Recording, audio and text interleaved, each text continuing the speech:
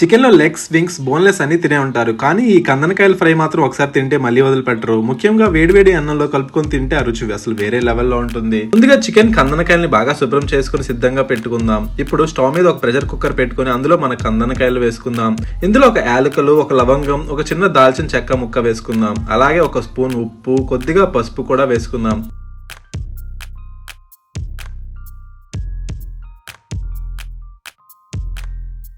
అలాగే అల్లం వెల్లుల్లి పేస్ట్ వేసుకొని బాగా కలుపుకుందాం.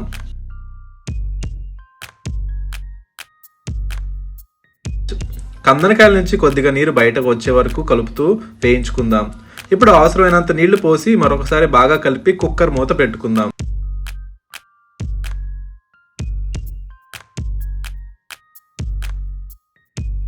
5 నుంచి 6 విజిల్స్ వచ్చేంత వరకు ఉడికించుకుందాం.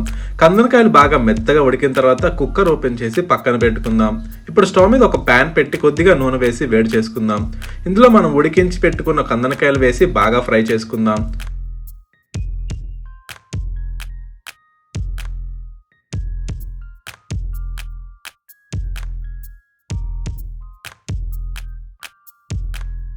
ఇప్పుడు మరొకసారి కొద్దిగా అల్లం వెల్లుల్లి పేస్ట్ వేసి పచ్చివాసన పోయేంత వరకు బాగా వేయించుకుందాం.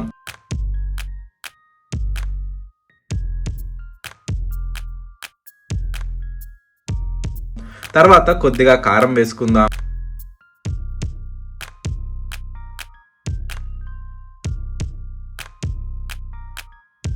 ఇప్పుడు కొద్దిగా పసుపు వేసుకుందాం.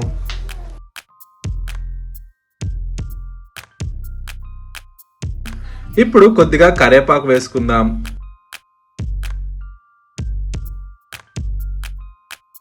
అవసరమైతే మరొకసారి కొంచెం ఉప్పు వేసుకొని బాగా కలుపుకుందాం.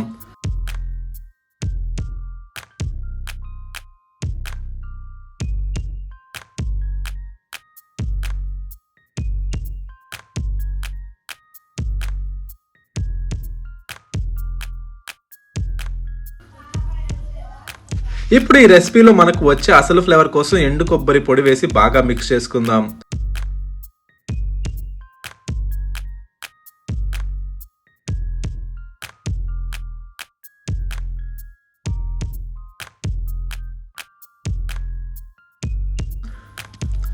ఇప్పుడు ధనియాల పొడి వేసి మరొకసారి బాగా కలుపుకుందాం. మసాలా మొత్తం కందనకాయలకు బాగా పట్టి మంచి ఫ్రైడ్ టెక్స్చర్ వచ్చేంత వరకు కలుపుకుందాం.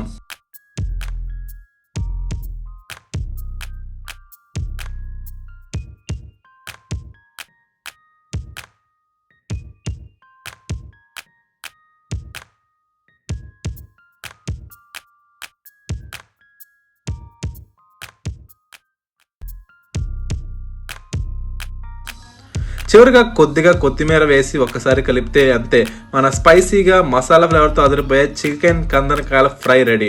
ఇది వేడి వేడి అన్నంలో వేసుకొని తింటే అబ్బా, ఒక్కసారి తిన్న వాళ్ళు మళ్ళీ మళ్ళీ చేయమంటారు. మీరు కందనకాయల ఫ్రై ఎప్పుడైనా ట్రై చేశారా? కామెంట్లో చెప్పండి.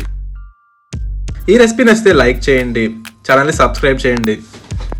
మరో మంచి రెసిపీతో మళ్ళీ కలుద్దాం.